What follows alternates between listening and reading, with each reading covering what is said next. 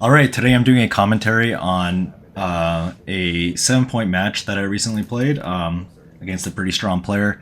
We played a series of 3 matches this day, and this was the second of 3 matches. So we're going to get started here with a 6-2 opening roll where my opponent split and came down. Pretty standard. And then we have a 6-4 just hitting on the outside. And my opponent rolled a 5-3 here, so he's gonna enter low, and he's gonna safety the blot on my bar point. There were some other options, but this is completely fine. Now with a 3-2, I have nothing better than to safety the blot on the 14 and make the outfield point. Now we got a 2-1 here, so my opponent is down in the race by quite a bit, but it's still good to make an anchor. So he makes the anchor, and then the only one is the slot. And here's the first interesting decision I had. So I got a 4-1 here, so I definitely want to hit with the 4. I don't want to play 13-8. It's too passive. So I hit, and then the 1, I had a strong feeling that 6-5 slotting and just leaving the shot in my board was best. Because usually you don't want to break a point, even though it's an outfield point. But because my opponent was on the bar, I felt like it was fine to play 11-10 here. And I've seen the computer make similar plays in these positions, but just giving the fly shots is too much here. It's better to keep the structure intact. So I get punished with a 6-4 from the bar, hitting on the outside. And I hit right back, fortunately, with a 3-2, so enter low and hit with a 3. And my opponent responds with a 5-4, so it looks like he made a slight mistake here. He should have just come up for contact and out to the 16 point in order to distract me from making a good point on the next roll, because he's going to get a shot if I do that. So if I roll, for example, a 5-1 or a 6-1, he's going to have a direct shot after I make a point. So he decides to hit instead, which is also fairly principled, as he wants to gain a tempo, prevent me from using my full roll to make a point. So I respond with a 4-3, hitting back, fighting for my 5 point. Although, again, this is a slight mistake. If I go back here, I should have just made the outfield point and left the 6 shot with the blot on my 11 point. And here he's got a 3-1 to play, so he doesn't like it, but he's going to have to hit loose and fight again for that important point. I got a bunch of blots here to clean up, so 3-1's a good roll. To fix my distribution on my side of the board and also just make the 5 point. Here he's got a 6-4 to play, so you really can't do much with the 6-4 here. You can't make the 5 point. You could make the 2 point, but then where's your 6? You don't want to really come out. That gives me too many shots, too much time to either hit on the 5 point or to hit on the bar point and make a 4 prime. So really the best thing that he's got here is to hit, which you know, it's pretty hesitant to do that, but it's got to do it. And yeah, this was the first big mistake I made this match. I quickly doubled here. You can see the cube action. It's a little bit too bold to cube here. This would be a double at certain match scores where I'm down in the match, but at an even score, this is I don't have quite enough winning chances. I have 3 guys behind. You know, I have to hit and then he has to dance in order for me to double. So it's not a very likely outcome. Anyway, double 4s. Another interesting decision here. So I obviously enter on the 4. And then I've really only 2 options that make sense. Either I bring my midpoint down with 13-9 and make that blocking point in front of his anchor. It's a really nice point to have. And I was really weighing the options here between that and simply running all the way around the corner and making the 10 point. Ultimately, I decided that the 10 point was a little bit better than the 9 point. You know, aims at building the 4-point later, and it escapes one of the back checkers when I'm up in the race by a bit. And I wanted to keep some contact on the midpoint, some connectivity. So I found the most accurate play here. 6-3 is a nice shot. He gets to safety that blot and make the 5-point. And now his blot on his 2-point is completely safe because there's no contact there. Anyway, 5-1 is going to come down and fix my distribution on my side of the board. 4-1 simply brings the checker down. 5-3. So again, I have an interesting choice. I can either run from the back. I'm definitely up in the race after this roll, so I was just counting the pips here. So I either run, and it's pretty safe to do so. Normally, you don't really want to run from advanced anchor so early when your opponent has some builders that can attack you. But there aren't too many rolls that punish me for it. I mean, 4-2, double 4s, double 2, stuff like that. But with his blot in his inner board, it's pretty safe to run. I mean, the other option is to bring the midpoint down with 13 to 10, 13 to 8. But again, that kind of worsens my connectivity, my back checkers. And, I mean, running is just a principal thing to do in this position, so I decided to do it. And now here my opponent has a 2-1 to play. Now he would love to unstack the midpoint, but then the ace is not ideal. I mean, either he plays 6-5 or 23-24. But in the end, he just plays the distribution move 8-5. Now I got a 5-1, pretty simple play, just running my last checker to safety. And here's where my opponent starts to attack me, which is not very nice. So he builds his 3-point board with a nice hidden cover. 3-1 now. Again, an interesting choice. So I can either step up to the 21, which I immediately discounted that because he has 4 builders aimed at that point, the point he really wants to make.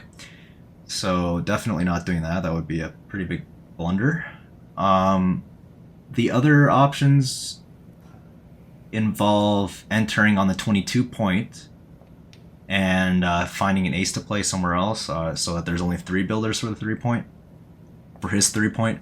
But the 6-5 is just too stiff and not very nice. So in the end, I decided to just calmly enter on the 24 and bring a guy down from the midpoint.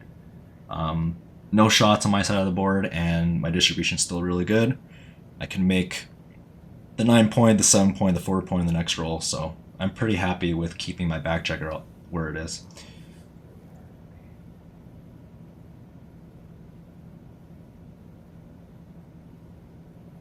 Although you can see here that my opponent's equity is actually pretty good, because he owns the cube and the position is relatively even at this point in the game, because he managed to clean up blots in his home board, and it's not going to be easy to run my back guy to safety. So I'm in a little bit of trouble here. Now 5-4, really nothing else to do other than making the ace point on my head. He would like to go for a priming move, but he simply can't with this move, so it's that. 5-2 dances. 3-2 simply brings a guy down. I was pretty surprised he played this. I thought that in-game he should have made the 10-point. It's a better point than the 8-point, but anyway. 4-1, nothing to do, just play it safe. Gotta just play 6-5. Again, not ideal, but if I don't get attacked on this next shake, then I have good chances to escape, so pretty good to enter there.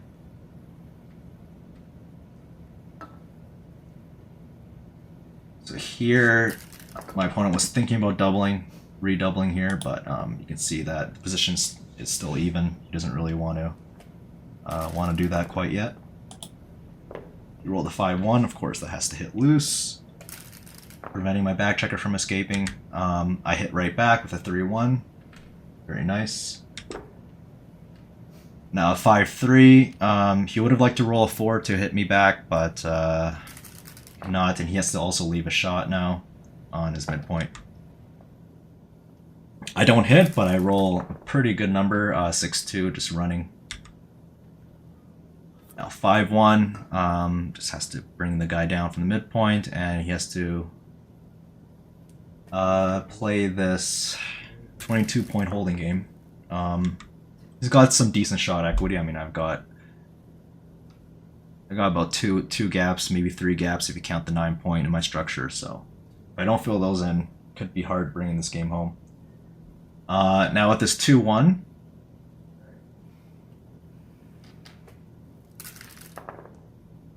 yeah, I just bring the guy down. Not much to do there. 3-1, he's just going to continue building his board. Now in this type of quiet position, the only player who can really make a big mistake is me. I have to really find an optimal way to balance flexibility and safety, which is not always easy to do. While my opponent is just going to calmly build his board and maybe run out with one of his spare checkers from the back, if possible. So here I rolled a 4-1, and I made a pretty sizable mistake here. I should have made the blocking point in front of his anchor. This is largely due to my inexperience with over-the-board play. I didn't really have the pip count in my head. If I had seen the pip count, I would have obviously made the 9-point, because when you're close in the race, you really want to make blocking points instead of inner roar points, like the 4-point tier. So okay, he rolls a 4-2, continuing to build. 5-1 is going to cover, or bring the guy in rather. 4-3 brings the guy in. 3-2 will pick and pass.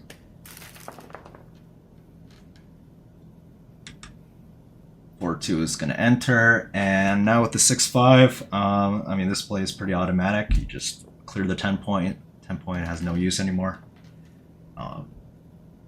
Yeah. All right, double 4s. Really not a good roll. I mean, he gets a little bit of contact on my midpoint, but it's still very easy to clear that point. And really, it's gonna get attacked on the 23-point with a lot of rolls. So, yeah. Now with this 4-3, now at this point I was pretty certain that the race was close. You can see that it's pretty much even after this roll. But because my opponent has a 5-point board, I can't be attacking loose, so best thing I can do is make the ace point. Double 2s is going to kill another checker, but it's not too destructive to his position. As long as he can keep some contact from the rear, my opponent will have some lasting shot equity. Alright, so with this 5-3, yeah, there's nothing to do other than to break the midpoint and pay off to the 5-3. 5-3 is the only shot afterwards. I'm not sure what else I'm considering here. I spent a bit of time on this.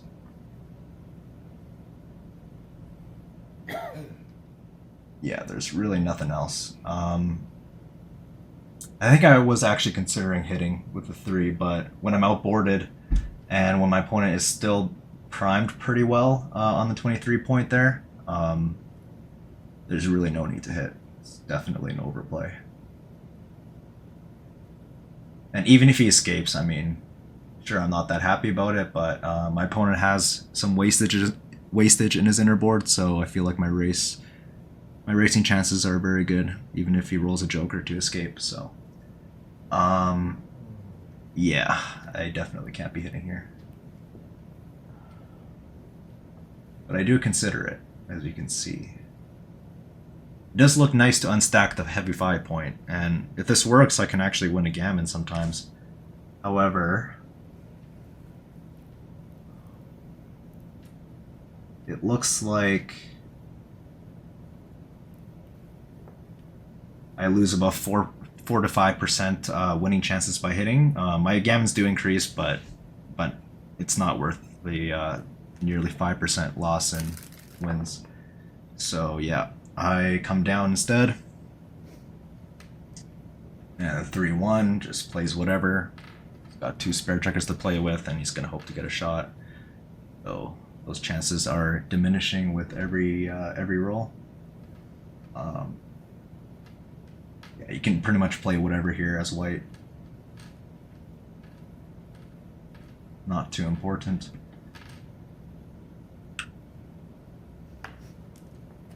All right. Now double ones. So this is a very interesting play, actually. I was kind of surprised in the analysis. I thought that the 7-point was just automatic, and you can see I quickly played it. Just making a blocking point when the race is, again, very, very close. And with this 5-point blockade, I have good chances to point on him on the next roll, so it's really just a risk-free play. What ended up being the best play, however, was to pick and pass and just kill a checker there, which puts him on the bar, and it just secures my racing lead. So tactically, I guess if you just look at the various numbers that I have, I can leave shots on the next roll, and hitting, although it kills a checker, it's not too big of a deal, since in a late endgame, the cost of having dead checkers is not that great. So anyway, 4-3, double fours was Joker to basically close him out. I mean, he rolls a 6, he's dead in the race, so this game is pretty much over. With the 6-1 here. Yeah, I just bring a checker to the 2-point, and I play 5-4. It's a small technical mistake to play 8-7 because I get a shot on 6-1, which is the only 6 that does not jump over my checker. So it's better to keep the checker back 1 pip. Dances.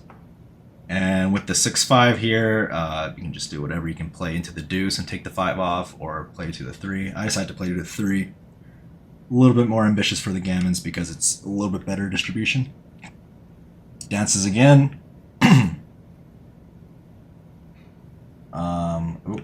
Skip the move, actually. Yeah, 6-5, I take that off. He dances with the 5-3. And now with my 3-2 here, yeah, just take 2 off. Dances again. And 6-1. Not really the roll I wanted to see. I wanted to roll a 4x to keep my 5-point board, but I got this awkward structure instead. He dances. And now here at the double ones, this was a pretty lousy mistake on my part. I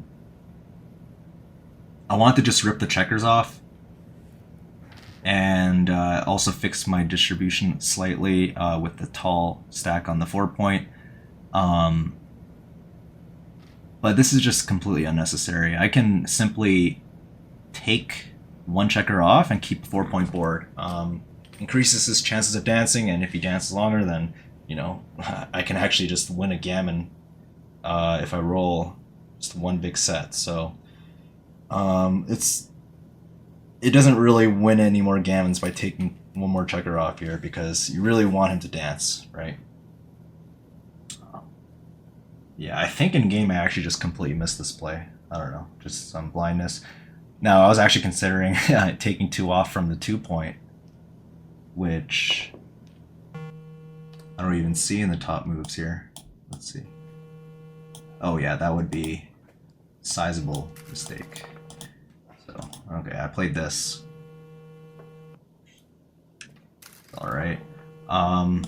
Okay, and now my opponent does not dance, so there's pretty much no gammons anymore. I have to roll a couple of big sets to win a gammon here. 6-2, 6-5 will save the gammon, and that's it for game 1. So I'm up 2-0 to 7. Move on to game 2 now. I could have made 3 points, but then I left some fly shots and I had 5 to escape. Right? I thought the bar was pretty clear because I attacked you with almost. See if I can speed this up.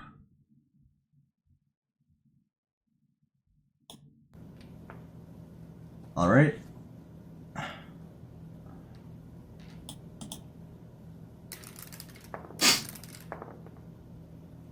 so I win the opening roll this time with a 5-3. We're gonna make the 3-point.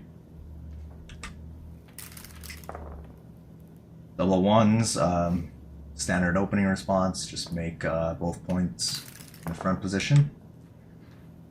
4-3 is a very nice roll, hitting on the outside, preventing my opponent from making his 4' in the process. It's always a good thing. 2-1. Yeah, this 2-1's a nice play. Making the 23-point. It's a temporary anchor. You don't love to be stuck there in the back, but there's not much better you can do with this. 6-5 is going to safety that checker, which is my only playable 6 really, and then the 5 comes down. 6-3 is a nice hit on the outside. Not the double 4s. Now, I could just safety that guy by running it all the way around the board, but then, you know, I leave a bunch of fly shots anyway, and it doesn't do anything to address my remaining back checkers. So at least with my play, I keep the point on the anchor slotted on the 21 point right here. Oop. Yeah, I keep the 21 point slotted, and I point on head. Really, the main purpose of this play is to keep them on the bar for at least a roll so that I can make the anchor. I really don't want to be stranded in the back. And then I simply bring a guy down from the mid with my remaining 4 to add another builder to make another endboard point later. So he actually does dance with 3-2. Very fortunate. And now I have a cube decision. So I'm up 2-0 to 7, 5 away, 7 away. I'm not too familiar with this match score since I'm more used to 5-point matches. However, I knew that you can still double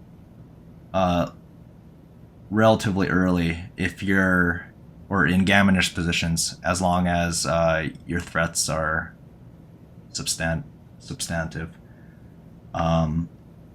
Now I have the threats of simply running around and getting a race where I'm up, 30 pips before the roll. And I also have threats of making the inner board points, and I have a threat of rolling a 2 to put another checker on the bar. However, this turns out to be a small error by 26 millipoints. Not huge, but I definitely have quite a lot of gammons. But anyway, it's an easy take, especially at the score for my opponent. So he scoops it up. 4-1's going to come down. Not a great roll, but at least it builds a point. 3-2's going to dance again. Very nice sequence for me. So at this point, I pretty much lost my market. I mean, I brought another checker in the zone. I got my back checker inched up a little bit, and I still had the 2 shots. So this would be already close to a pass, if not already. Anyway, 5-4 is going to make the inner board point. He's going to dance. Really really nice that I got that in time before I rolled the double 4s. And with this 3-2, not sure what I'm thinking about here. Kind of have to hit. Have to keep going for the initiative here. Now I have a bunch of builders to make the 5-point next. He dances. And now my game plan is simply racing home and making the 5-point. And if I do that, then my opponent will be trapped in an ace-point game, most likely. So with this 5-1, I run from the back. Now he gets his ace-point. 5-3 is just going to make the 5, yeah. And now my opponent rolls an ace very quickly here. So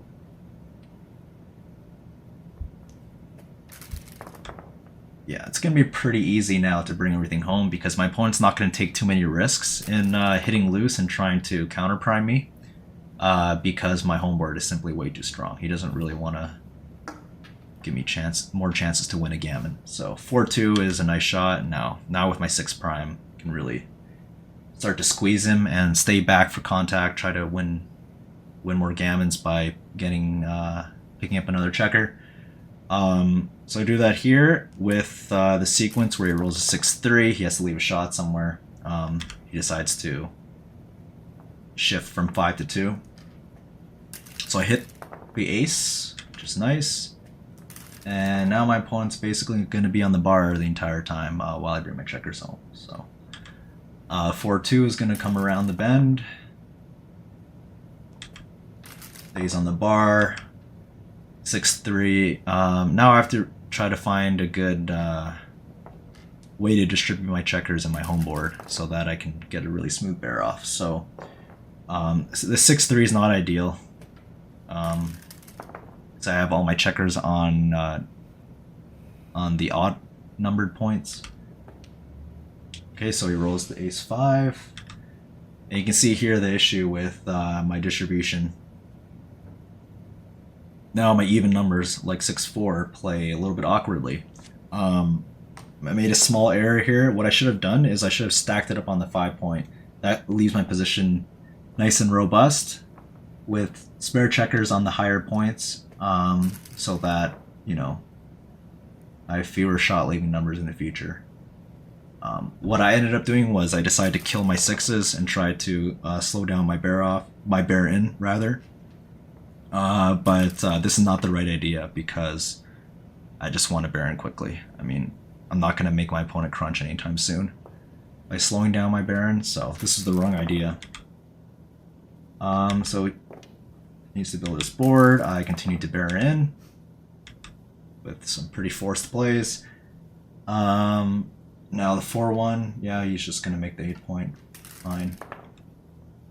Okay, 6-1's a good shot. I definitely had quite a number of shot-leaving rolls there, but that's not one of them. 6-4 is gonna pop a checker out. Okay, 6-1 is going to clear the 6-point. Another good roll. Now with this 5-3. Well, this is actually a small mistake by him. He should have continued to strengthen his home board because he could very well get a shot in the next roll or the next 2 rolls, so he should be focused on that. 6-5 is going to leave a shot, unfortunately, and my opponent hits. Here's where it gets really interesting with the cube actions. Now, when you're trailing in a match like this, especially, you know, if you lose, then you're going to be down. You're likely not going to lose a gammon in this spot. However, you would be down 4-0 to 7. So you really want to find a good time to redouble here. The issue is I have 4 checkers off, so since I can't lose a gammon, my take point is not especially high. We'll see the cube actions here soon. So I rolled the 6-1, the only roll to escape, but of course my opponent had nice outfield control, so he was able to hit right back. And double 3s. We'll take a look at the cube action here now, after the double 3s. On the bar. So you see my opponent's already very close to a redouble. Not quite there yet, technically speaking, but I mean, I probably would have just shipped it right back, because you're obviously a favorite to get the closeout and win. A small favorite at least. Anyway, 2-1 now. I decided to step up, challenge his strip points. So, I mean, I'm gonna get attacked with a lot of rolls, but at least I have a couple of return shots. If that does happen, or if he hits me loose, I'll have a lot of hits as well. So 6-4 is gonna point on me, and I have just 2 rolls, 2 numbers to hit. 3-6 is almost it, but not quite. Now here you can see with equity at -1, this is actually pretty much a pass. However, it's really completely borderline here, which is quite amazing. So it seems like my take point for a redouble at this score is 25%. because there are no gammons. If there were some gammons, then this would be with only 25% win chances, this would be a complete pass, but yeah, here I was really agonizing over my decision. I knew it was probably going to be pretty close because, you know, he closes me out, I still have 4 checkers off, I can still win the race. But I wasn't entirely sure with my calculations. And I also wasn't sure about the redouble take point at the score, since I'm not used to it, like I said. So I really didn't want to make a big mistake here. Honestly, I could have just let it go and played another game. That would have probably been a better practical decision, better for the PR and for, you know, my practical chances, since I'm going to lose this game, very likely. Yeah, in the end, I decided to just take. I knew my chances weren't that low with 4 checkers off, and he's not guaranteed to get a closeout yet, so I scoop it up. 6-1 will hit loose. I enter, but he makes the 6 prime. Now, not much to do other than to wait and, yeah, hope I can enter quickly when he closes me out. So, here my opponent rolls a double 6. Not the best roll. You do leave yourself with an awkward structure on the high points. However, with my crunched board, I mean, it's really not that big of a deal for him. You can also clear the points out of order. You can clear the 5 or the 4 point if you really want. So, yeah. I dance, or not my turn, but 6-1 is going to take 2 off. Yeah, that was a pretty good shot for him. And now I'm pretty dead. Although he does roll a 4-3, doesn't take any checkers off, allows me to enter, which I don't, unfortunately. And double 4s, yeah, force play, just take 2 off, and yeah, here I'm basically dead.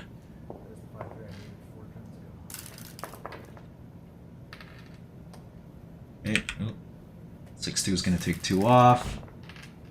Here, double 6s. I actually have a glimmer of hope here now. I need to roll another set. It's pretty fortunate for me.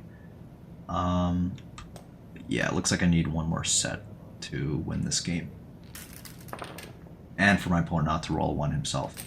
So 6-2 will take him off, yeah. And we'll see if I get it. 5-3. Okay. I have 2 more chances to roll it. Oh, and then the double 5s. And my opponent kills my hopes and dreams with a double 2, so that was a pretty crazy game there. Really wasn't sure in game about that redouble, but I'm glad that I couldn't have made a mistake there since it was completely borderline. But yeah, my opponent gets the 4 points, and we move on to game number 3. And now we're at a more familiar score for me. Now we're at 5 away, 3 away. So I definitely want to be doubling more aggressively than usual.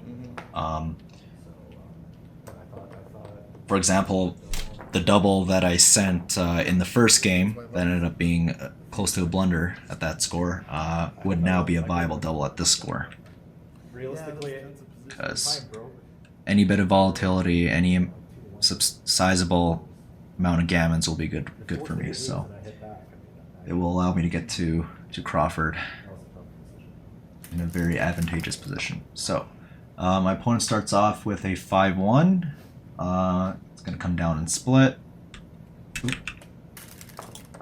Okay. 5-1 reply is going to mirror my opponent.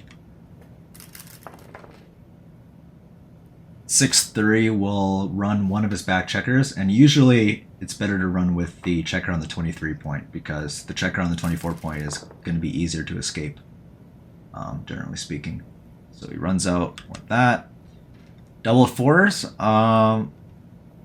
Now I'm down in the race, so I don't want to just be running and leaving shots, so I strengthen my home board. This is a pretty clear play, actually, just making both interboard points. I can also make the 9 point and the 4 point, but with a heavy stack on 6 point, why not just unstack it? So Felt like this was pretty good. 6-3. Yeah, there's only one safe play with that. Just bring them both down.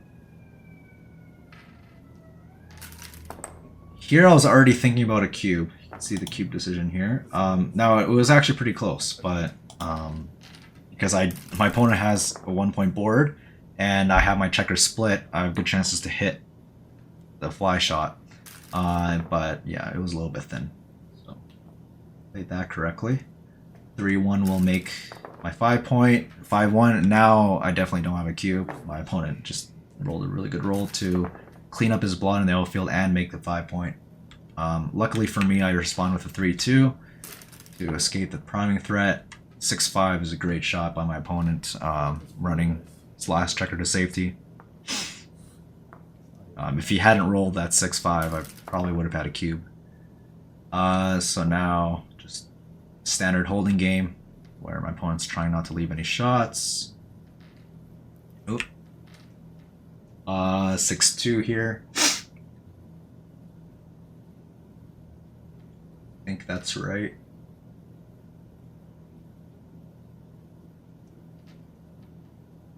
I think I was counting the pips, that's why I'm checking.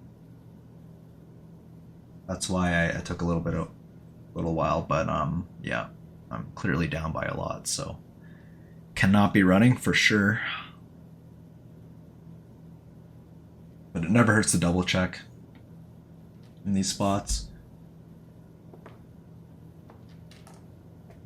All right, just preparing my inner board for contact. 4-2 will, yeah, make his 2-point, fine. 5-3 now will continue to strengthen my board. Yeah, nothing special. 6-1 now for my opponent. Yeah, make the next blocking point. 6-3 now. We'll just bring 2 down.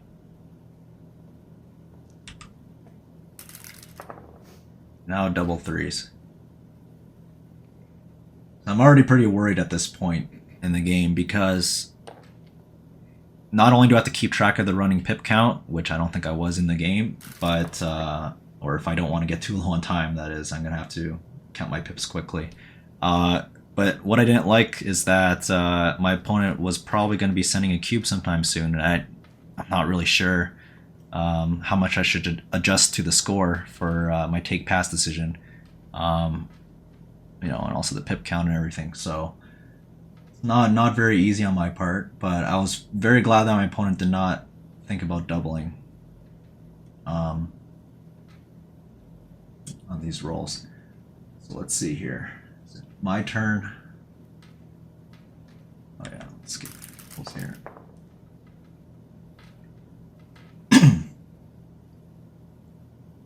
Okay, yeah, so this is not quite a double yet anyway. Even at a normal score, this wouldn't be a double. As he's only about 7 pips ahead. Okay, 6-3 will make the ace, make the closed board. I am going to have to crunch one of my points at some point, but the pip with the race this close, I don't have to worry too much about a double yet. Well, facing a double, that is. Okay, 6-1 only moves 1 pip, not ideal, but again, my opponent's only up 7 pips, so he doesn't quite have a double yet. Although he is going to be pretty close. The moment I crunch my board is when he's going to start thinking about it. Okay, 5-3. So I believe in these types of positions when there's almost no contact, almost no shot equity for me.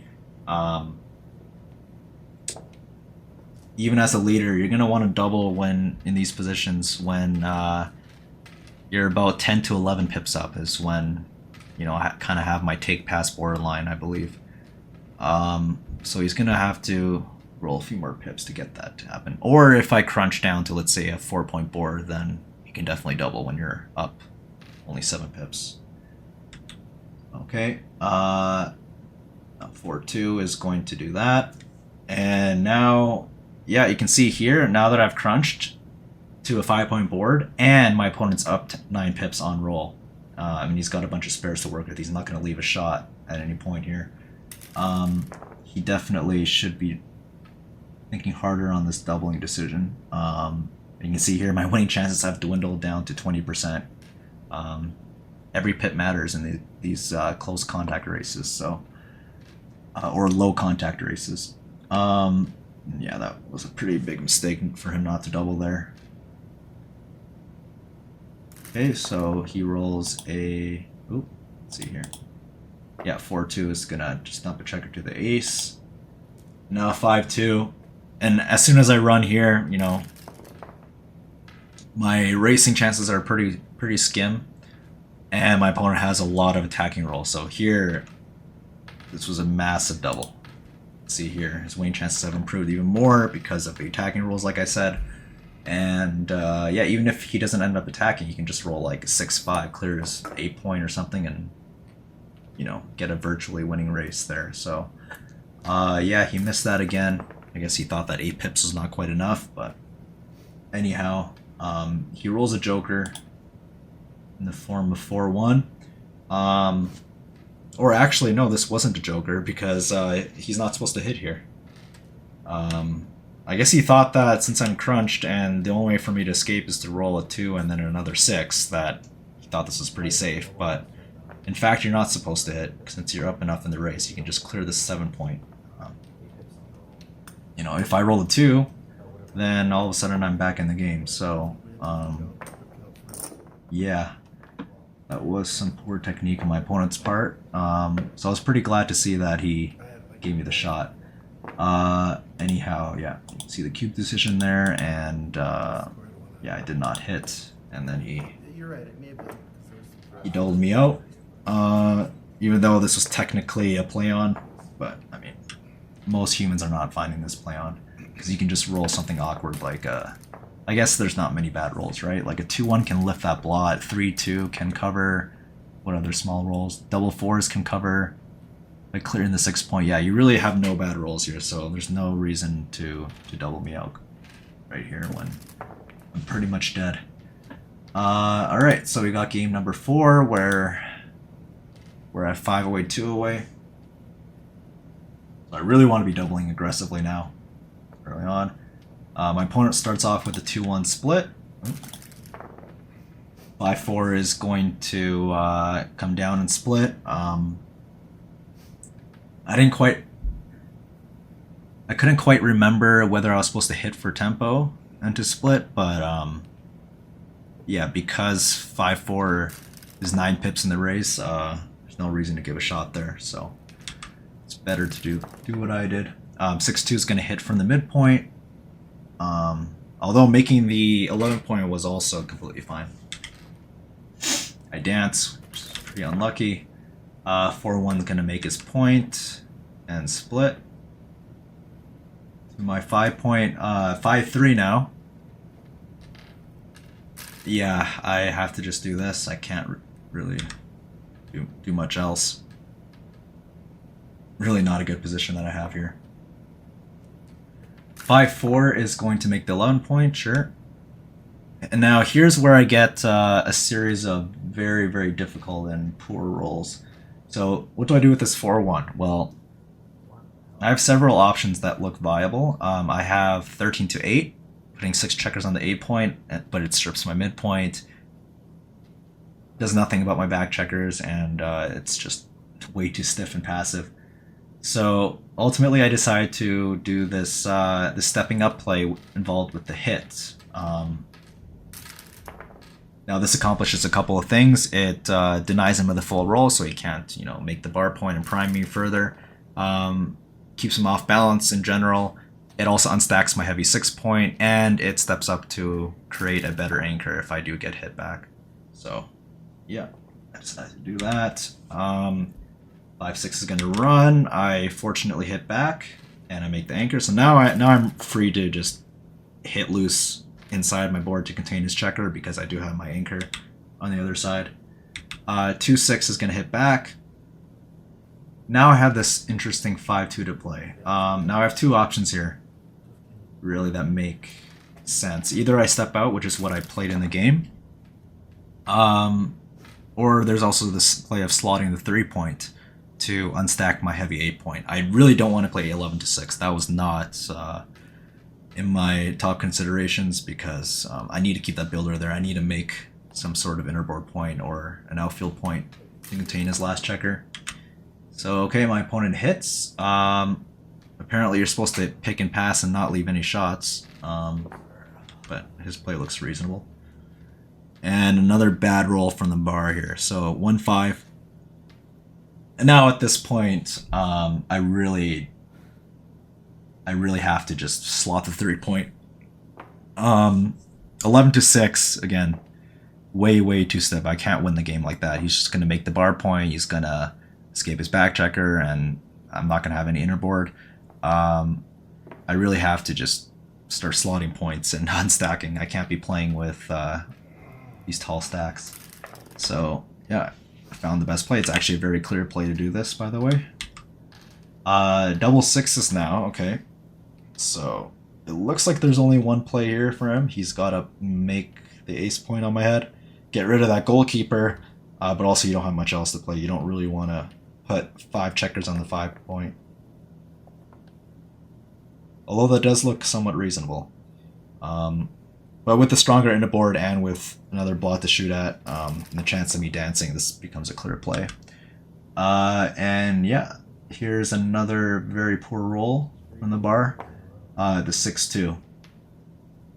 So again here, I'm pretty screwed. I mean, what do I do? I have to play with another blot somewhere, right? The engine seems to prefer 11-5, which is definitely something I considered. But yeah, I decided to hit instead. But there's not too much of a difference between the two moves. Okay, he hits back. Or let's see, I'm still thinking about this. Yeah, 11-5 is definitely the more pure play. And if I get missed, let's say it rolls like, I don't know what misses me, like let's say like a 4-2, for example. 4-2 would, I don't even know what 4-2 would do, but yeah, 4-2 I guess is a roll that misses, and in that case I can make my 5-point, right? So it's going to be better in the long run for me with the little winning chances that I have in this position. So okay, he hits back for 3-1 and just lifts that blot. Although here actually XG slightly prefers stepping up from the back and keeping the bar point slotted. Which is interesting. Okay, and also I forgot to mention the other reason why I hit was I figured that if he hits back and he doesn't double hit me, like if he doesn't roll a 5, 4, or 3 along with the hit, then I have plausible chances to make a second anchor, which is exactly what ended up happening in the game. I wanted to get hit. I wanted to force the hit and to create the second anchor. So I thought that was the best chance for me to win this game. And all of a sudden, the dynamic of the game shifted, and now we've got plenty of long-term winning chances. So yeah, you can see I slotted my point. Tell that another one of my weaknesses in chess was my time management. Oh, I don't know if you guys caught that, but I actually made an illegal play here. The turn before this. Yeah, I made an illegal play with the 6-3. I shuffled my checkers too much, one too many times, and I didn't realize that I moved fewer pips than I should have. But anyway, 5-3 here will, yeah, he finds a good play here, slotting the 3-point. It's very thematic to use your checkers efficiently, and I'm really not going to be thrilled to hit when my home board is this weak. So, pretty safe. Alright, 5-4 is going to play to the 4-point. Apparently you're supposed to cover the deuce here, but I didn't really think it mattered too much. Okay, 5-2 is going to do that, yeah. Now I've got a 6-1 to play. This is just going to make 2 points. Preparing for some fly shots. Now I'm ready to hit. My home board is much stronger than it was before. Okay, 6-1. And now I've got a 5-6 here, so I'm just going to play my checkers in. This is a little bit fast, though. I definitely don't want to roll that again. It's going to worsen my timing for this back game that I have. So, okay. 4-3 now. This is simply going to play to the ace. Yeah. Gonna play it.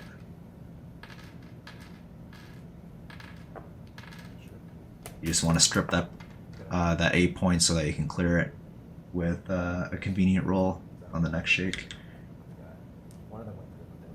Okay. So I think what happened here was I re-rolled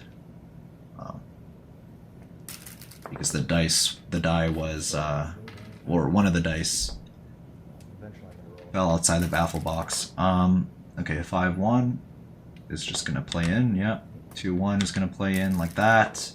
3-2 is gonna build my board, and now I'm really out of timing. I'm gonna have to run from one of my anchors at some point in the next couple of rolls.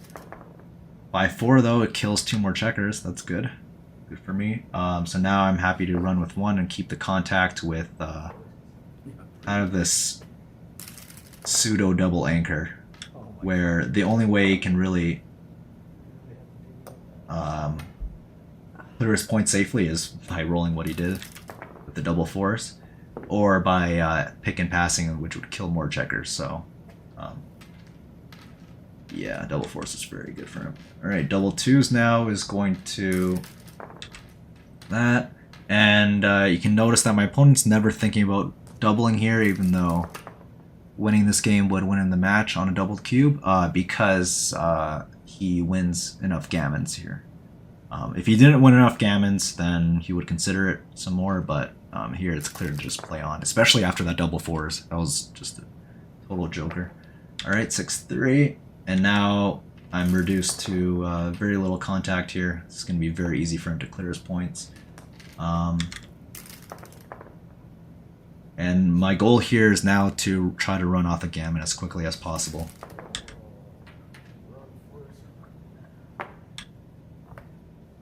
So double fours is a good start. It brings one guy around, and here, yeah, I should be a pretty big favor to save the gammon. He's got 1, 2, 3, 4, 5, 6, 7 checkers on his ace point. So yeah. Unfortunately for me, though, he rolls double ones. Just absolutely brutal. Now he does think about how to play this, although it's actually a pretty clear play to just go as hard as possible for the gammons. Sure, you leave some shots on the next roll with any 2 numbers that aren't an ace. However, the increased gammons are definitely worth it. I mean, even if you get hit, you're still a favorite to win the game just because you have too many checkers off. So yeah, he does think about it though. There are some other variations where you can hit, lift, and then take 2 off. You can also shift and just take 1 off by shifting 3 to 2 3 times and then taking guy off, or by playing 2 to 1 and playing ultra safe, playing for 100% wins. But yeah, the gammons are way too valuable here. So yeah, he ends up doing that. Okay, and then he leaves a shot, and then I miss. I needed to hit that ace to have a shot here, and now I'm in really big gammon trouble. It's actually pretty close. I think I'm definitely a sizable underdog to save it, but if I roll something big on the next roll, then I can do it. So okay, 6-3. Now I have 2 rolls to get my checkers in. I have 3 crossovers plus another one to take 1 off. This 4-1 was really bad. I really needed to roll a 2x at minimum, like a 6-2 or a 5-2 or even a 4-2, and then that would have saved a lot of gammons. But now this 4-1, that forces me to roll a, I believe, yeah, I'm running very low on time here. I have to calculate how to save the gammon with the most number of rolls, most number of doublets, that is. Settled with 1 to 6, although it doesn't matter. I need double 2s or better, basically, here. See if I get it. And no. I roll it 6-1, and that's game. That was 4 games this match. We'll see the summary here. So after analyzing the full match on ++, I finished with 1 blunder, 1 checker play blunder that is, and a 2.81 PR.